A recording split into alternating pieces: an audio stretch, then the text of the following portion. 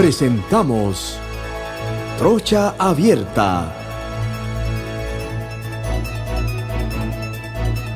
Bienvenidos a todos los que me están sintonizando a través de cada continente, la verdad por encima de todo, a las 12 del día, y también estamos en Next TV a las 10 de la noche, además de las plataformas en YouTube, Instagram, Spotify. Y hoy martes, ni te cases ni te embarques, yo pensaba casarme, ¿no? Pero bueno, hoy estamos como siempre con el hebreo Agustín Sosa Peñalba. Muy buenas tardes y buenas noches, amigos oyentes y televidentes de Next TV. Aquí una vez más, Trocha Abierta, dándole gracias a Dios. Hemos tenido un día bendecido, un día prosperado en todas las áreas, y que Panamá va a ser bendecido por Dios, independiente de las malas decisiones. El licenciado Ricardo Alcedo Castillero, mi primo querido. Hombre, qué título más agradable, señores. Hoy, martes 16 de septiembre, a mis criaturas inocentes y a estas ovejas descarriadas, recuerden que esta es Trocha Abierta, sin pelos en la lengua. ¿Y dónde nos ven y nos escuchan? No sé, se fue la señal. Ya es. También está con nosotros Alejandro Pérez Saldaña. Tienes que abrir el micrófono, Alejandro. Ok, ya está abierto. ¿Me escuchas? Sí. Alto y claro, alto y claro. Bienvenido. Gracias. Hoy tenemos invitado a una persona que apreciamos mucho y que siempre colabora con Trocha Abierta, y es René Quevedo. Un saludo a toda la audiencia, saludos a los colegas del panel. Siempre es un placer estar acá con ustedes. Y este es el servidor Alfonso Castillero Ortiz, conde del Vigo. Ay, papá, ay. Bueno, yo creo que las frases populistas hay que explicarlas, ¿no? Porque aquí somos tan que creemos con eso de el chen es que abríamos la puerta y nos llevamos una carretilla con plata. O sea, no sabemos que esto es un proceso para que Panamá restablezca las condiciones a las cuales en algún momento estuvimos. Esto no es a la noche a la mañana. Yo creo que el gobierno de Molino encontró demasiados escollos, demasiados problemas que obviamente se tenían que resolver, y se están resolviendo para mi concepto, porque hay que pensar en positivo, ¿no? Se está resolviendo el tema de la caja de seguro social y tantas otras cosas que están pasando. A mí me alegra mucho, yo no le puedo encontrar negativo, todo lo que sea positivo es bueno. Las relaciones entre Corea del Sur y Panamá creo que va a traer buenos resultados, y es un eslabón más que se sube, un peldaño más en la escalera. Ahora, si quieres encontrarle la quinta pata al gato, se la vas a encontrar, porque así somos nosotros, ¿no? Yo no he visto ninguna construcción de 10 pisos que se comience por el piso 10. Se comienza por el piso 1, hay que sentar las bases, y esa es la base que está sentando el gobierno. Eso es que nos guste o no nos guste, la base que está sentando el gobierno de Molino, ¿no? René, ¿qué te ha parecido las relaciones ahora entre Corea del Sur y Panamá? Sí, bueno, positivo. A ver, nosotros en los últimos 2 años perdimos 80% de nuestras exportaciones y 70.000 empleos. 54.000 de la mina y 15.000, 20.000 que terminaremos perdiendo con todo este tema de Chiquita, a pesar de que está regresando, ¿no? Lamentablemente el presidente, este gobierno, ya tenía, antes de agarrar el bate ya tenía 2 strikes, ¿okay? Y le tocó bailar con la fea. O sea, a ver, vamos a estar claros, ¿no? Miren, el sector privado no genera empleo formal desde el 2012, ¿ok? Desde el 2012, la exclusividad de la generación de empleo formal y los mayores aumentos salariales han estado en el Estado, y los hemos pagado con plata prestada. Entonces, obviamente tenemos una economía artificial donde los beneficios se convirtieron en derechos que financiamos con deuda y defendemos con consignas. Entonces creo que dentro de todo esto, creo que el presidente, bueno, le ha tocado, pues le tocó bailar con la fea, y va a tener que, a pesar de todo, yo sí soy positivo con respecto a lo que se está haciendo, ¿ok? Lamentablemente nosotros, como dice un ignorante, con la lengua larga es más peligroso que mono con metralleta, pero yo decido si aplaudo el mono. El problema es que tomamos las consignas como verdades absolutas. Las consignas son sentimientos. Estamos en un país libre, todos tenemos derecho a expresar nuestra opinión, pero lo que no se mide no existe. Entonces creo que, como dicen, los hechos convencen, las opiniones confunden. Tenemos que mirar realidades. Estamos, a ver, y acabamos de ver lo que nos acaba de decir Moody. Este año, el servicio de la deuda externa va a ser más que los aportes del canal. ¿De qué estamos hablando? Ya, entonces creo que es importante. Tenemos una adicción tóxica a la deuda. Y creo que en ese sentido nosotros tenemos que poner los caballos delante de la carreta, que sea el sector privado que genera los empleos, pero 7 de cada 10 empleos privados en el país son informales o empresas o trabajadores en empresas de menos de 10 trabajadores. El microempresario formal e informal es la columna vertebral del empleo. Si a ellos les va bien, a todos nos va bien. Entonces, dentro de todo esto, insisto, nosotros somos mucho mejores buscando culpables que encontrando soluciones a problemas que no entendemos, y yo creo que a pesar de todo, creo que se están haciendo las cosas bien. Estamos en una situación complicada. Lamentablemente, cuando se hablaba del Chenchen, la gente pensó que eso iba a ser un decreto. Se decreta el Chenchen. Entonces, que el Chenchen estaba en algún colchón en el MEF. No, o sea, nosotros en los últimos 5 años, 2019, 2024, nosotros eliminamos 4.600 millones de inversión privada de la economía, pero aumentamos la deuda en 28.000 millones de dólares. O sea, 900 millones que le compraba la mina a otros sectores de la economía, las tasas de interés aumentaron, ocasionaron una caída de 2.165 millones de financiamientos bancarios al sector productivo, que particularmente financia las actividades del sector interno, que son 80% de los empleos, y 1.600 millones menos de inversión extranjera. Entonces, obviamente, ha tenido un impacto fortísimo. El año pasado Mitravel tramitó 100.000 contratos laborales menos que en el 2019. Si no hay inversión privada, no habrá generación de empleo formal y seguiremos siendo una economía de informales y funcionarios financiadas con plata prestada. Y creo que se están dando los pasos para cambiar esto. Obviamente, como tú dices, esto es un proceso, esto no es un acto. Las cosas están complicadas, sí, pero tenemos que ser positivos. Yo no puedo construir un país destruyéndolo.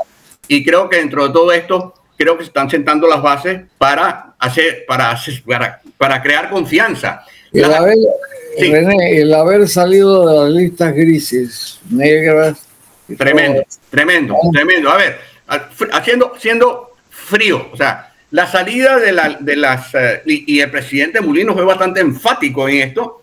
Y hay que darle, obviamente, el crédito. Eso hace toda la diferencia del mundo. 1, 2, entre todo esto, pues el regreso de Chiquita también creo que es un tema importante. A pesar de toda la ley 462, a pesar de todo lo que ha sido criticada, tuvo un impacto directo. ¿Okay? A ver, nosotros, el riesgo país, para poner las cosas en contexto, entre abril del 2022, ¿okay? a octubre del 2024, nuestros bonos, 65% de la deuda panameña está en bonos, pasaron de ser los terceros más atractivos o más seguros en el 2022, solo superados por los de Chile y Uruguay, ambos con grado de inversión. En octubre del 2024, nosotros bajamos al puesto número 9, ¿okay? Inclusive superados por países que no tienen grado de inversión, como Brasil, Paraguay, Guatemala, República Dominicana y Costa Rica. Ese aumento del riesgo país aumenta el costo. Bueno, de hecho, como vimos, la triplicación del costo del dinero. En este sentido, acabamos de ver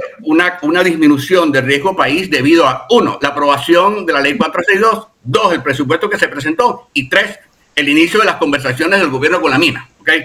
Esas 3 cosas, dichas por la gente que hace estas estimaciones, disminuyeron el riesgo país. Esto significa que obviamente, a pesar de que estamos sobreendeudados, nos va a significar un abaratamiento del costo del dinero, que no es solamente afuera, también internamente. A todos nos han subido, los que tienen hipoteca, les subieron la hipoteca, directamente relacionado con el costo de fondos a nivel internacional. Así que creo que los pasos positivos. Una consulta. Tú que eres una persona que tienes un gran expertise en el mundo financiero y económico, el haber salido de las famosas listas grises, negras, llámese el color que ustedes quieran, ese es mi modo de pensar. No tengo el expertise que tienes tú. Pero a veces este tipo de cuando te sacan de estas listas, y más a un país como Panamá, que debe ser un país de servicio, y un país de mucha logística.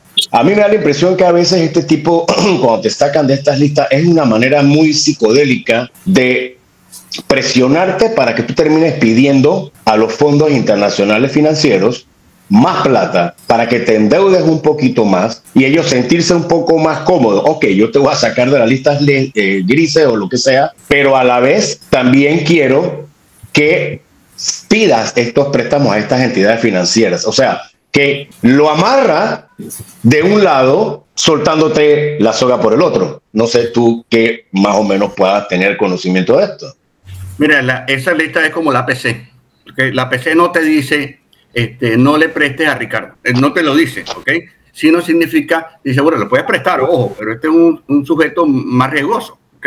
No nos enredamos mucho. Nosotros no aguantamos más deuda. A ver, nosotros necesitamos, lo que se hace inminente es una reforma fiscal, ¿ok? Ahora, obviamente, eso es como decir, hablar de comunismo en un convento en este momento, ¿no? O sea, no es adecuado, pero yo creo que en este sentido no es un tema de que yo te presiono para esto, simplemente es una calificación. Es como la APC, no nos enredemos. A ver, y yo creo que en este momento el problema que tenemos es que no estamos recaudando lo suficiente. Nosotros no necesitamos más deuda. Es decir, venimos pagando el pago mínimo de la tarjeta, ¿ok? Pero aumentando, seguimos comprando, ¿ok? Y hemos hecho pago, el pago mínimo de la tarjeta y nos llegó el momento que se nos acabó el saldo y tenemos que enfrentar la realidad. Así que, bueno, sí, obviamente, esas calificaciones mueven billones de dólares a nivel mundial. Obviamente, dentro de todo esto, y ahora hay una diferencia importante entre grado de inversión y las listas negras. Las listas negras básicamente hablan del sistema financiero, ¿ok? En su conjunto, o sea, porque estamos hablando de que era las quejas que habían o los cuestionamientos eran, pues, que nuestro sistema dejaba agujeros por donde se podía meter, digamos, financiamiento al narcotráfico y al terrorismo, ¿ok? Bueno, salimos, y me parece justo, porque en realidad aquí ha habido un esfuerzo importante de los gobiernos para cumplir. Ahora, nosotros debemos estar mirando, digamos, cómo generamos actividad económica, no pedir deuda. O sea, ¿por qué? Insisto, porque ya llegamos al tope, se nos acabó el saldo. Creo que nuestro problema, el hecho para mí de que este año, y no es capricho, es que simplemente esos bonos se vencieron este año. Este año los ingresos del canal serán 3.245 millones y el servicio de la deuda será 3.600 millones. O sea que los aportes del canal no van a alcanzar ni siquiera para pagar el pago mínimo de la tarjeta, por ponerle un nombre, ¿no? Entonces creo que tenemos que entender que la economía se mueve por confianza y la economía se mueve por consumo. Las recaudaciones, que es nuestro gran problema del ITBMS, en el primer semestre de este año marchan 11% por debajo del año pasado. Esto significa que en los primeros 6 meses de este año hubo 128 millones menos mensuales de consumo.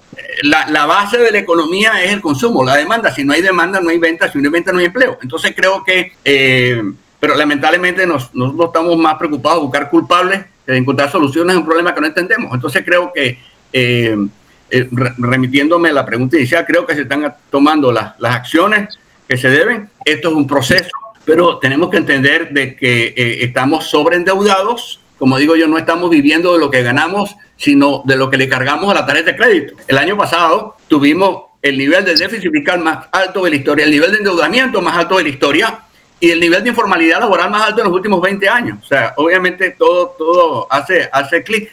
Todo gira alrededor de la confianza en el clima para la inversión privada. Sí, ahora yo quisiera emitir mi opinión. Sí.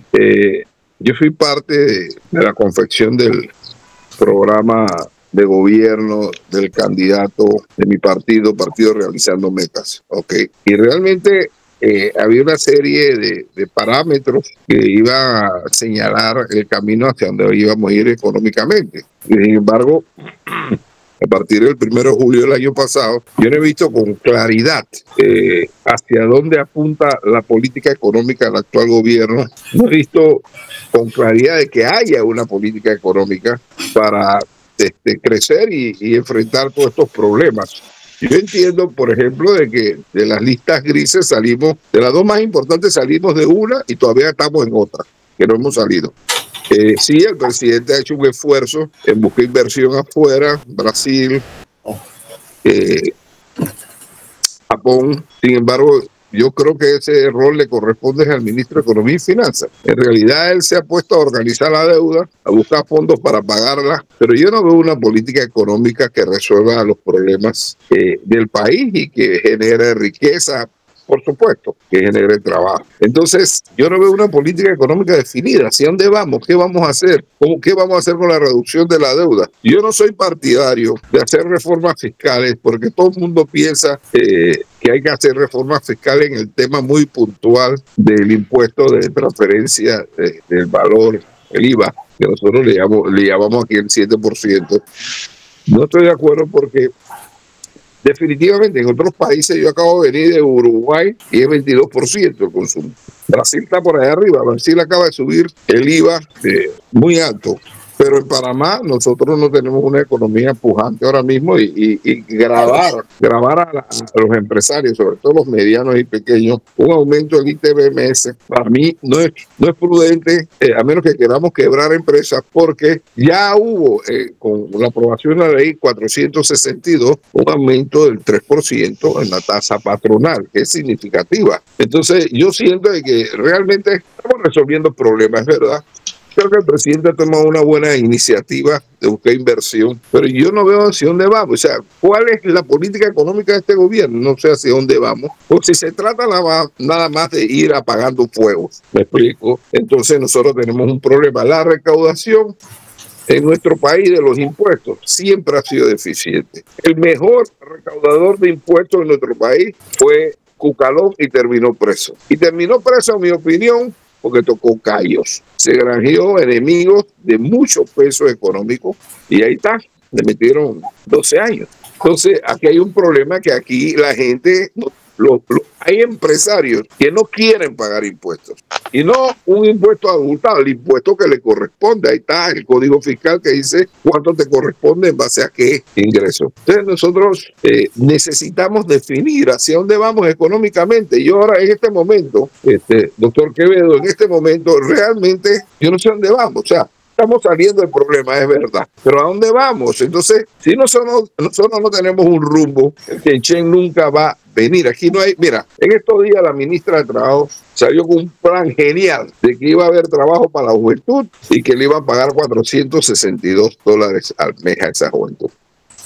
Los empresarios inconscientes aplauden esa decisión porque en vez de contratar a alguien, un salario mínimo van a contratar a los estudiantes. Y yo estoy en desacuerdo con ese tipo de promociones para generar empleo porque se trata de, está por debajo del salario mínimo y por supuesto está por debajo de un salario digno que implique por lo menos satisfacer. Alejandro, perdona que te interrumpa, eso en República Dominicana ya se implementó. ¿Cómo vas a conseguir empleo si tú no tienes experiencia? Vas a un lugar a pedir empleo y te dicen, ¿tiene experiencia? Y dicen, no, entonces no te contratan. Entonces hay que... Alfonso, eso tú ayer lo comentamos. Eso fue gran parte de lo que comentamos en el programa. Y yo hice exactamente las palabras más, palabras menos lo que está diciendo Alejandro. Yo no estoy de acuerdo en que utilicemos esa pantomima de llevar a estudiantes recién graduados a empezar a laborar, a que empiecen a tener experiencia laboral con un salario más bajo del mínimo. Y eso es lo que dijo Alejandro y lo dije ayer. Eso es dar la oportunidad al empresario actual a que se aproveche de esa coyuntura y no tener que pagar entonces los salarios mínimos. Sino que, por supuesto, yo voy a empezar a contratar a los estudiantes recién graduados. O sea, oye, tú dijiste algo que tiene República Dominicana. Bueno, ¿por qué no lo implantan aquí en Panamá?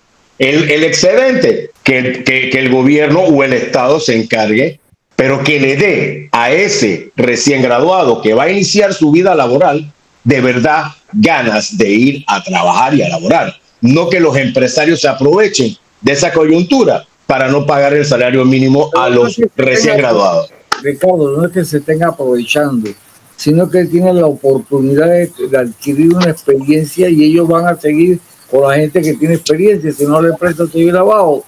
La pregunta también, Alfonso, entonces, ¿para qué está la ley del salario mínimo? Porque tú puedes ayudar, yo digo, si tú me dices, como lo dije yo ayer, para que lo escuche René Alejandro, si tú me dices a mí, la empresa privada va a pagar $462 y nosotros pagamos la diferencia. Digo, eso hoy es más razonable que abusar de una situación sobre pretexto de darle experiencia laboral. Bueno, que se queden en la casa, porque se queden en la casa. No se trata de eso, Alfonso, no se trata, Alfonso, de eso. Si vamos a hacer las cosas, hagámoslas bien. ¿Para qué vamos a hacer algo a media e infringiendo la ley? Por ahí puede salir abogado, Alejandro Pérez, por decir un ejemplo. Decir, pero es que ellos, escúchame, ellos no van a trabajar como si fueran una persona normal con experiencia. Ellos van a iniciar un trabajo que van a recibir un pago que no tenían antes, en primer lugar. Y en segundo lugar... Entonces, ¿por qué no le paga $100 al mes, pues? Si van a recibir un salario que no tengan, le págale 100, pues, porque la experiencia vale más. La experiencia que van a adquirir vale más que la plata que ellos van a recibir. Aquí hay un problema de empleo.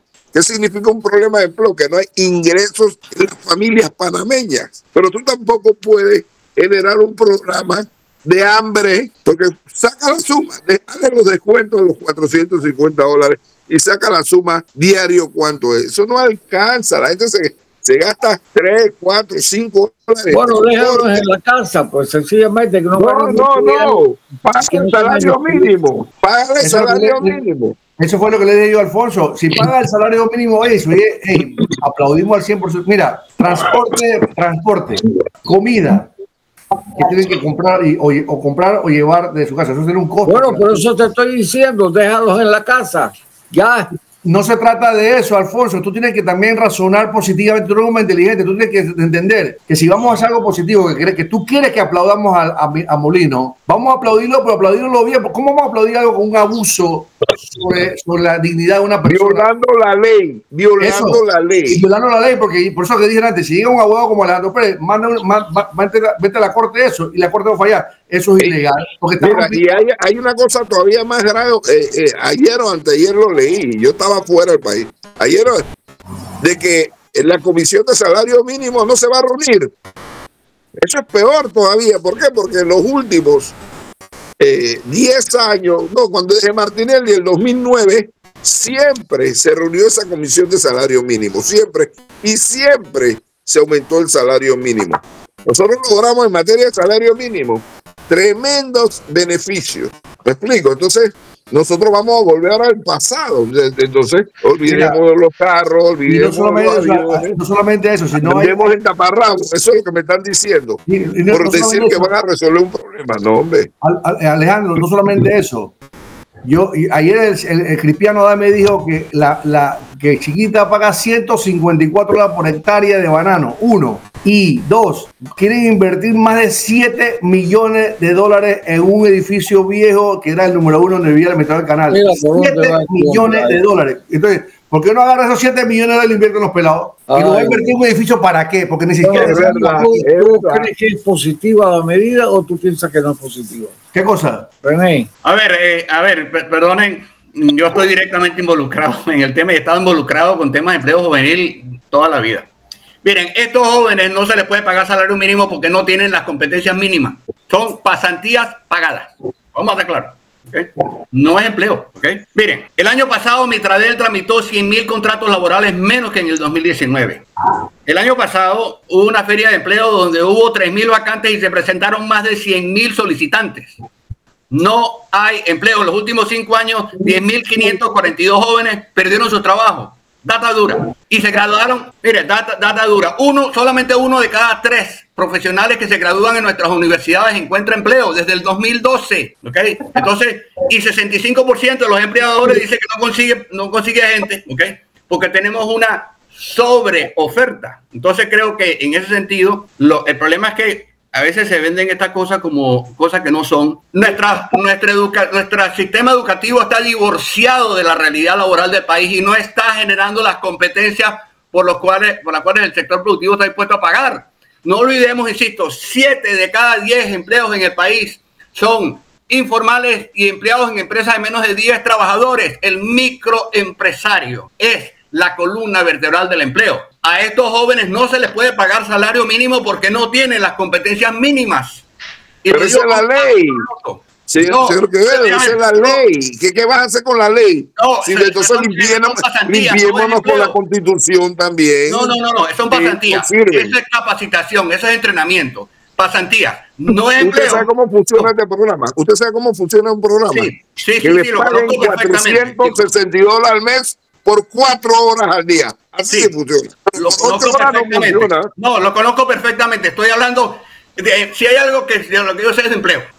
O sea, y lo conozco. Eso está basado en un programa de la OEA llamado Pasante Legal, ¿okay? Que lo instituyó los brasileños. Entonces, a ver, lamentablemente estamos más preocupados de culpar que de resolver un problema que no entendemos. Estos jóvenes no se les puede pagar salario mínimo porque no tienen las competencias mínimas. Sencillo. Entonces, pero hay leyes laborales que hay que respetar. ¿Para qué la pusimos? Sí, a ver, la conozco perfectamente. O sea, a ver, si hay algo, sí, a ver, estamos hablando de pasantía, no estamos hablando de empleo. Ojo, si usted me lo modifica y lo pone a 4 horas diarias, perfecto. 5 horas diarias, perfecto. No, si te están explicando que es pasantía, no es trabajo. No es trabajo. Yo sé lo que es pasantía. Es entrenamiento. Yo sé lo que es eso. Yo sé lo que es eso, pero no 8 horas. No 8 horas, porque hablan de pagarle $462. No, a lo que voy es que, insisto, se les está pagando capacitación. No es empleo. Ellos no tienen capacidad, y lo digo con absoluto conocimiento de causa. Yo lidio a diario con lo que sale de nuestras universidades. A diario, Doctor Quevedo, déjeme explicarle una cosa. Usted sabe que esto es un pataleo de abogado, como decimos los panameños. Pataleo de abogado. ¿Por qué? Porque volvemos a la pregunta inicial que yo le hice. Esto parte de una política económica. ¿Cuáles son sus componentes? ¿Cuáles son sus metas? Esta es una reacción desesperada por todo lo que usted ha explicado sobre la tasa de empleo, que es del 11%, de que no generamos empleo en el sector privado, todo. Pero ¿cuál es la política? ¿Hacia dónde vamos? Ok, yo voy a aceptarlo. Pasantía, perfecto, se la acepto. No me importan mis dudas, se la acepto. Pero ¿qué vamos? ¿Hacia dónde vamos? Este componente, esta pasantía, ¿es parte de qué plan económico? Sí. No hay plan económico, ese es el problema de este gobierno. A ver, ahorita el único plan económico es pagar deuda. Vamos a estar claros, vamos a ubicarnos en el espacio. ¿Okay? Entonces, a ver, ¿qué visualizo yo? ¿Okay? A ver, porque inclusive mi cuestionamiento con esto es las pasantías. Yo no creo en incentivos. Vamos a empezar por ahí. El incentivo tiene que ser la sostenibilidad de la demanda, ¿ok? No los incentivos. Ahora, la pregunta es de estos jóvenes pasantes, ¿cuántos van a recibir una oferta laboral? Acuérdense, estamos hablando de capacitación. De ellos, ¿cuántos van a recibir? Esa es la primera pregunta que hay que hacer. ¿Cuántos van a estar trabajando de aquí a un año?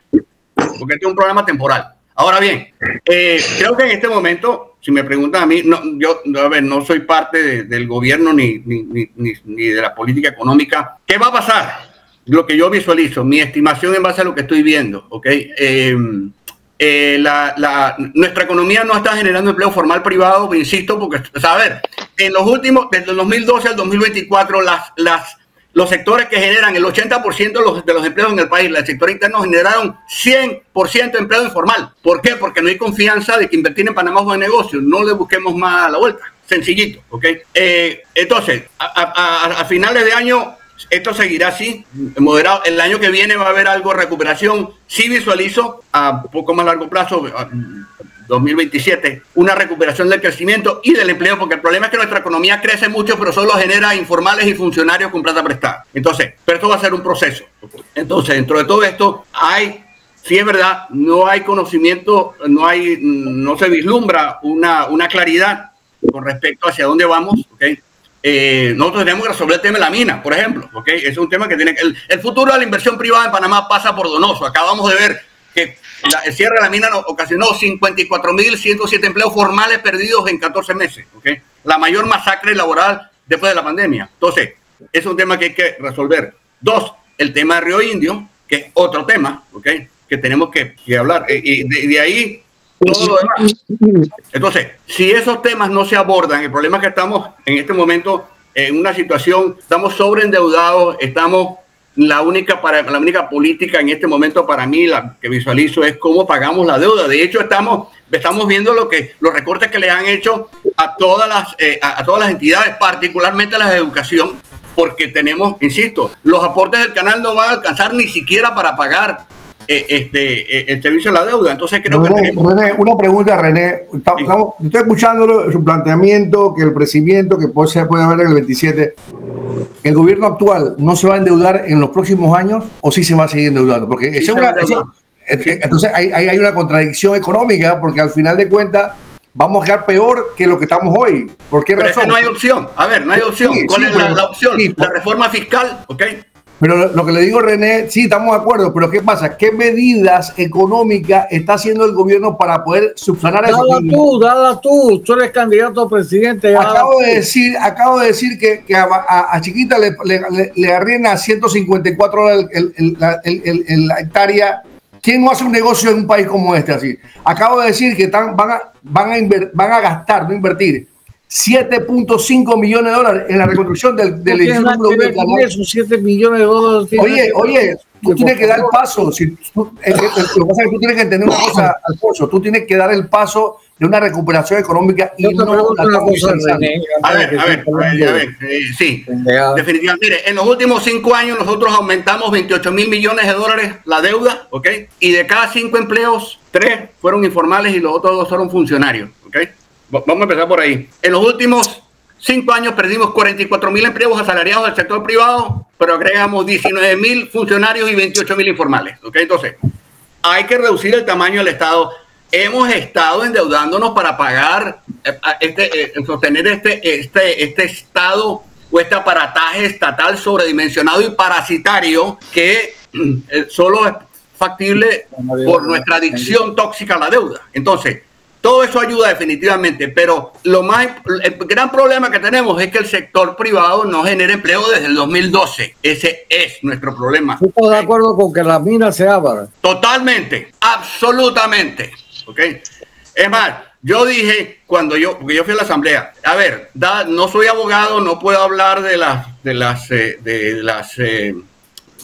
inconstitucionalidades que sacó la Corte. Pero sí puedo decir que no desarrollar el eje minero es como decir, hay un incendio en el barco, solución, hundámoslo. ¿Okay? Y ahora tengo la evidencia contundente, clara y perfectamente verificable de lo que quise decir. ¿Okay? Por supuesto, o sea, es más, en la provincia de Panamá, el cierre minero destruyó más empleo que la pandemia. Con eso decirlo todo, 34.600 profesionales universitarios en la provincia de Panamá perdieron sus empleos. A raíz, pues es que no fueron 2 cosas, fueron 3 cosas. Primero, el cierre minero y la pérdida de grado de inversión relacionados, ¿ok? Porque nosotros perdemos el grado de inversión no solamente por la situación de las finanzas públicas, pero también por todo el tema de gobernabilidad. La primera frase del informe de Fitch dice, palabras más, palabras menos, la degradación de la deuda se debe al aumento de las presiones fiscales y de gobernanza agravadas por los acontecimientos ocurridos alrededor del cierre de la mina más grande del país. Esa es la primera frase del informe.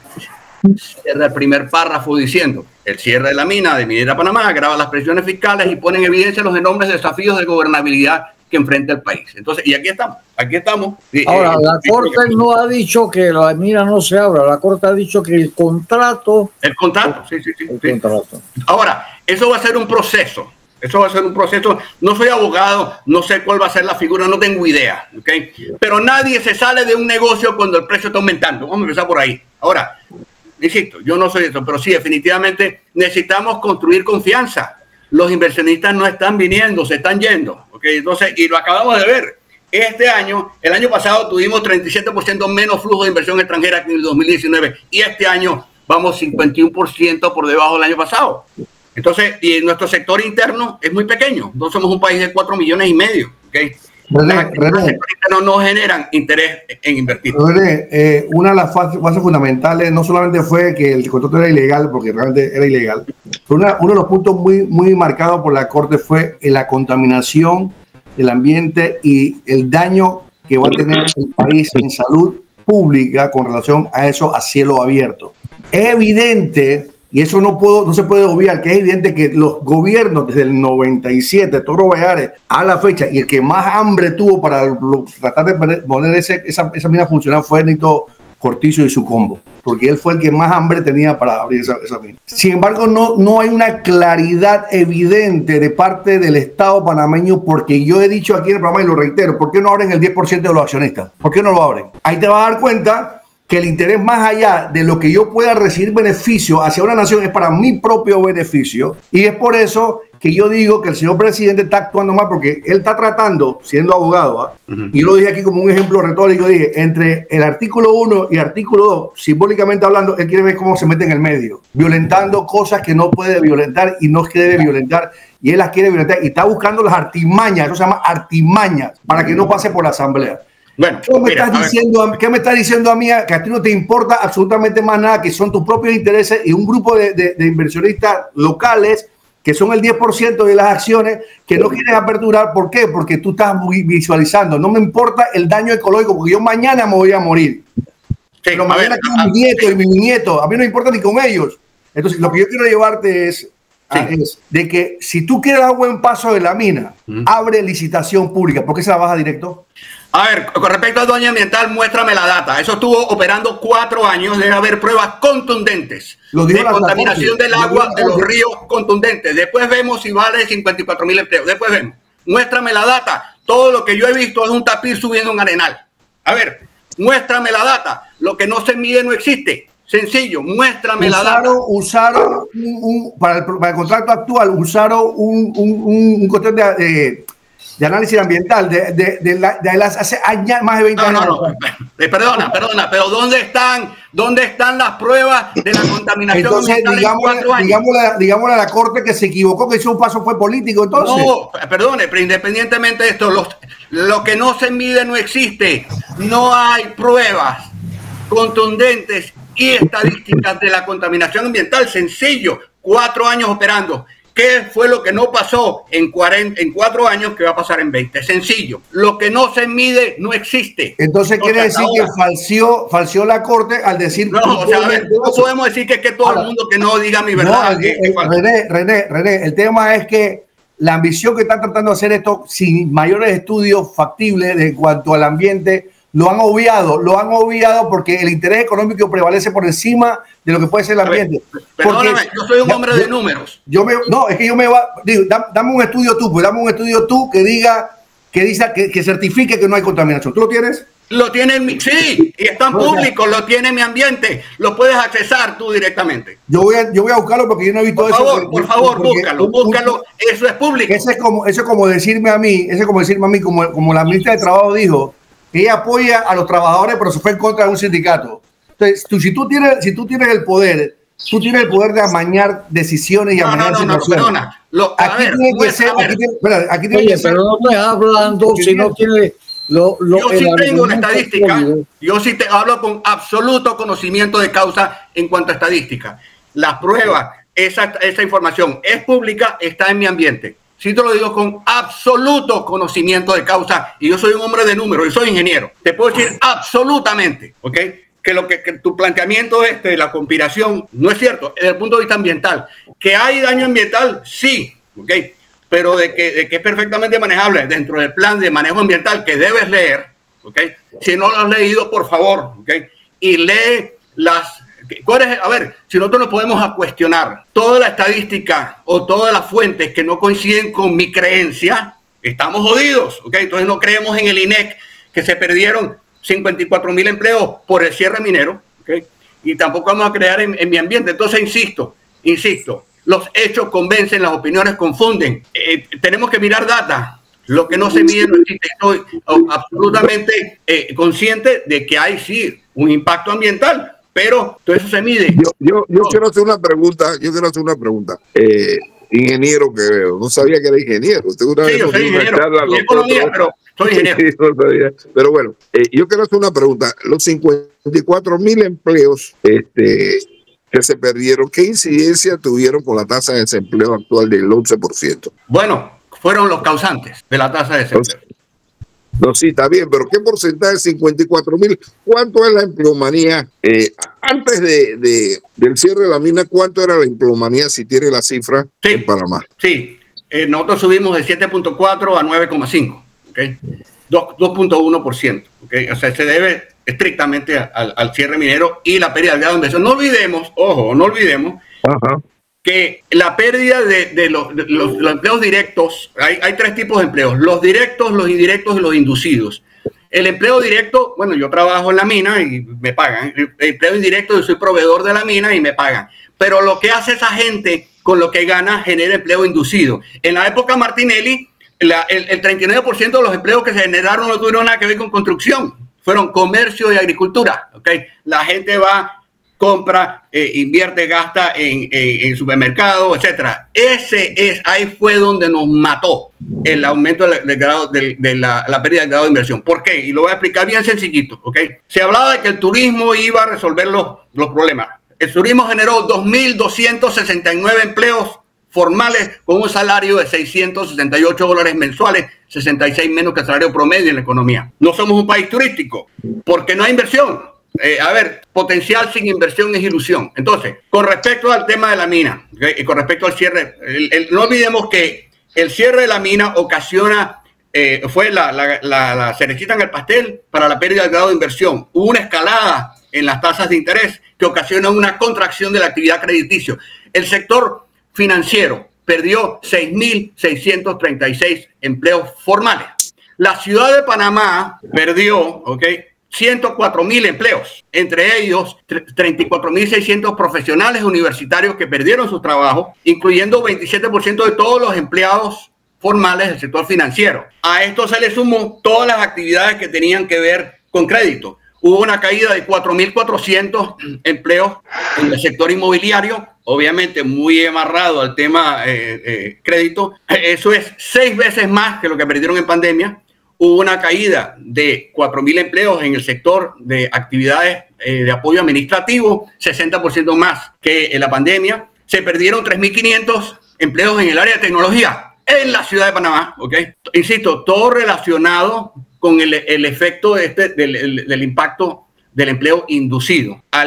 Y volvemos al tema. Estamos viviendo, proporciones guardadas, el efecto inverso de lo que ocasionó la ampliación del canal. El efecto inverso. Entonces, creo que dentro de todo esto, insisto, y con el mayor de los respetos, si hay un daño ambiental, miremos data. A ver, pero yo no voy a eso. Yo no voy al daño ambiental.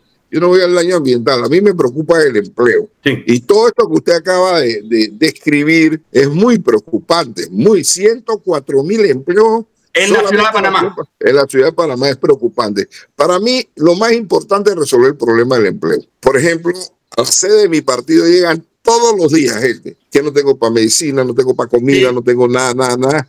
Y no tienen dónde ir realmente porque van a la asamblea y no los dejan entrar. Los diputados no se contaminan con ellos. Entonces, hay gente en Panamá que el 26, 27 ya se le acabó la plata en las casas. Y hay una persona, cuando Martinelli habían 5 trabajando en una casa. Ahora hay una y los otros, y no hay para comer, terminar el mes. La plata debe terminar el mes, alcanzar hasta el último día del mes. No está alcanzando. Como consecuencia de eso, yo abogo más por generar empleo que por cualquier otra consideración. La pregunta es que yo le hago a usted es que si nosotros decidimos apoyar la reapertura de la mina, ya sea por concesión, control del Estado, en las mismas circunstancias que estaba Minera Panamá, ¿vamos a recuperar esos 54.000 empleos? Esa es mi pregunta. A ver, siendo bien pragmático, supongamos que hay algún tipo de acuerdo con la mina, ¿ok? El presidente habla de tener una solución para fin de año. Supongamos, ¿ok? Todo esto es una cantidad de suposiciones, ¿ok? No olvidemos que esos 54.000 es 107 empleos es directo, indirecto e inducido. Es más, la provincia de Panamá y Panamá Oeste perdieron 72.000 empleos que fueron parcialmente compensados con ganancias en Chiriquí, Veraguas y Herrera. ¿Ok? Data dura.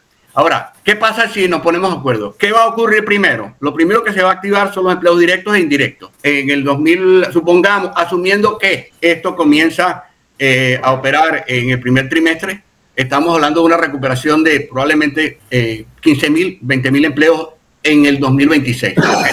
Directos e indirectos. El resto vendrá después. ¿Okay? ¿Por qué? Porque si nos tardó 4 años, generar estos 54,000 empleos, no vamos a recuperarlos todos de una vez. Ahora bien, pero más importante del tema de la mina es la recuperación de la confianza. Tenemos que recuperar el atractivo para invertir en el país. Se perdió. Vamos a estar claros, se perdió. Entonces, creo que es allí donde yo obviamente, esto se va a unir con el inicio de trabajos que entiendo que se van a iniciar en el primer trimestre de reparación o trabajo de infraestructura en el orden de los 11,000 millones de dólares.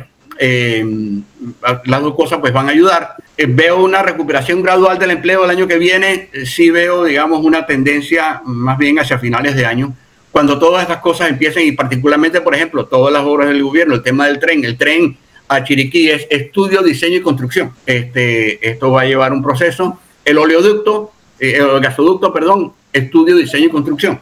Entonces, sí veo, digamos, crecimiento interesante hacia el 2027. El año que viene va a ser un año de recuperación. Así que, la respuesta corta, no vamos a recuperar los 54,000 empleos en un tajo, en un año, sino en un periodo de 2 o 3 años. Siendo realmente pragmático y en base a las realidades. El primero se recupera el empleo directo e indirecto. El inducido viene de lo que gastan estos señores en el comercio, y de hecho de los 104,000 empleos que se perdieron en Panamá, 1 de cada 5 empleos que se perdió fue en el comercio. ¿Okay? Por otro lado, hubo 6,500 empleos en educación. Hubo mucha gente que tuvo que sacar a los hijos de la escuela privada, los metió en el público. El sector, las escuelas privadas perdieron a 6,500 trabajadores. Entonces, es un efecto de todo lo que tiene que ver con la calidad de vida, ¿no? Ok, gracias. Aquí lo que cabe, ingeniero, queridos panelistas, oyentes y los que nos ven por las plataformas, sí, yo también estoy de acuerdo con la reapertura de la mina, pero una reapertura condicionada que sea beneficioso para el Estado panameño. De acuerdo. Que sea beneficioso en un momento dado para la comunidad adyacente a donde está la mina. ¿Por qué? Indistintamente del 10%, quién tiene el 10%, el 5%, lo importante es que de verdad genere un porcentaje más alto al Estado panameño en cuanto a sus ganancias, en cuanto al retorno que pueda dar la mina. Ese debe ser el norte de este país. ¿Cómo yo voy a renegociar para el beneficio la mina? Eso está clarito que es lo que debe ser primordial. Sí. Otra cosa también importante, no desarrollamos la mina. ¿Cuáles son las opciones? Turismo, insisto, en los últimos 14 meses que se perdieron 54,107 empleos, el turismo generó 2,269 empleos con salario de $668. La logística, que se dice que la logística en los últimos 10 años, después de la ampliación, generó 20,124 empleos, todos informales, 100%. De hecho, 1,784 trabajadores formales en el sector logístico perdieron su trabajo porque no hay confianza. Se hablaba de los semiconductores. El presidente Trump mató eso en la cuna al eliminar el programa CHIPS de subsidio. El gobierno está invirtiendo para desarrollar una capacidad, pero no hay un solo dólar ni una sola empresa interesada. De hecho, Costa Rica se llevó la planta de Intel, se la llevó a Malasia. Entonces, yo creo que, insisto, creer en pajaritos preñados nos hace parte del problema. Tenemos que enfrentar realidades. Yo tengo una última pregunta, ingeniero. ¿Por qué no hay confianza? Porque somos un país impredecible. ¿Cómo qué? Yo te la respondo, yo te la puedo. El ingeniero Quevedo te la va a responder científicamente. Yo te la voy a responder literalmente. No hay inversiones ni confianza por el grado de corrupción que tiene este país. Ahora le dejo la parte científica al ingeniero Quevedo. Sí. A ver, creo que lamentablemente es cierto, somos un país donde primero la justicia, digamos, hay el tema de la corrupción es un tema muy fuerte, El tema de la justicia, obviamente somos un país donde las reglas no están claras. Vamos a estar claros, No hay nada más cobarde que el dólar. Entonces, sí. Y lo peor, lo más lamentable en todo esto es que esto no solamente nos afecta la inversión extranjera. el sector que genera la mayoría de los empleos son las actividades del sector interno, que se financian a través de la banca nacional, ¿ok? No hay confianza tampoco allí. Es decir, entonces creo que los niveles nosotros tenemos el año pasado tuvimos la tasa de informalidad laboral más alta de los últimos 20 años, 49,3% de la población ocupada no agrícola. No hay confianza. Entonces imagínense esta tripleta. La informalidad laboral más alta en 20 años, el mayor déficit fiscal de la historia y el mayor nivel de deuda de la historia. Entonces, obviamente, como dicen, apaga la luz y vámonos. Así que tenemos que enfrentar el tema de la confianza para invertir en el país. Yo le quiero decir una cosa. Hay una cadena de supermercados que en los últimos 24 meses ha abierto 7 nuevos supermercados. ¿Me explico? Entonces, las posibilidades económicas para ellos son buenas. Sí. Lo que pasa es que en Panamá los empresarios panameños viven de los incentivos, viven de la coima, viven de la corrupción y ese es el problema de nuestro país. Aquí no hay creatividad por parte de la clase empresarial. Y yo creo que esto es importante porque yo, por ejemplo, yo que soy empleador, tengo mi oficina de abogado, soy empleador, yo veía con buenos ojos que los empresarios pagaran el 3% la planilla, más. Pero aquí hay gente que todo es ventaja, por eso no tenemos las recaudaciones, porque aquí empresarios hacen todo lo posible para no pagar lo que tienen que pagar. Aquí hay evasores. Y esos evasores son los que han incidido políticamente para que el país no avance. Tú sabes, Alejandro, y el ingeniero Quevedo lo dijo antes, que es la recaudación. El problema es que en el Estado y en ciertas entidades que manejan números, tenemos fuego amigo. ¿A qué me refiero? A que tenemos un personal que abusa de su posición y que se presta para que ese empresario, ¿ok?, pague menos o reducirle la deuda o quitarle lo que le debe. Entonces, tenemos un fuego amigo dentro del Estado, de las instituciones que manejan el dinero. Se prestan para que ese empresario no pague el impuesto completo, se presta para reducirle la deuda. Entonces, ahí está la vaina. Un empresario serio le paga coima a un funcionario de la Dirección de Ingresos para que le voten la deuda. Y no es uno. En el Seguro Social hay como 50 empresarios. En la Dirección General de Ingresos hay otros 50 empresarios. Pagaban para que le borraran la deuda. Ese es el empresario panameño. Y a eso se debe dedicar la Cámara de Comercio, a poner orden dentro de sus agremiados. Entonces, nosotros tenemos un problema serio. Corrupción es uno, obviamente, porque aquí nadie quiere hacer nada de conformidad con la ley. Todo el mundo quiere darle vuelta a la ley, ¿ok? Pagando coima en muchos de los casos. Así que yo siento que este país tiene graves problemas. Yo te voy con toda sinceridad, yo estoy muy preocupado. Por eso es que yo, a pesar de todo, digo, a mí lo que me importa es generación de empleo. ¿Cómo lo consigamos? No entiendo. Porque el que tiene necesidad y no llega a fin de mes, y a toda su familia. Y en eso se tiene que enfocar la política económica del gobierno. En eso, generar empleo. Por eso yo aplaudo lo que hizo José Raúl Mulino yendo primero a Europa con las listas y después a Brasil y después trabajo que debería hacer el ministro de Economía y Finanzas. Felipe Chapman viene de Indesa. Indesa es una empresa privada dedicada a trabajarle las deudas a las empresas privadas. Él no tiene una visión económica hacia dónde vamos. Y bien lo dijo el ingeniero Quevedo cuando dijo, sí, la política económica es pagar deuda. Bueno, entonces, tú sabes nosotros necesitamos un ministro de Economía y Finanzas que nos lleve hacia donde nosotros queremos llegar, prioritariamente la generación de empleo. Alfonso, si nosotros queremos llegar mañana a un programa más, vamos a tener un grave problema si no acabamos el programa hoy. Así que, Alfonso, yo creo que ya, exacto. Alfonso se durmió. Totalmente, se le fue la onda. Lamentablemente el tiempo se ha ido.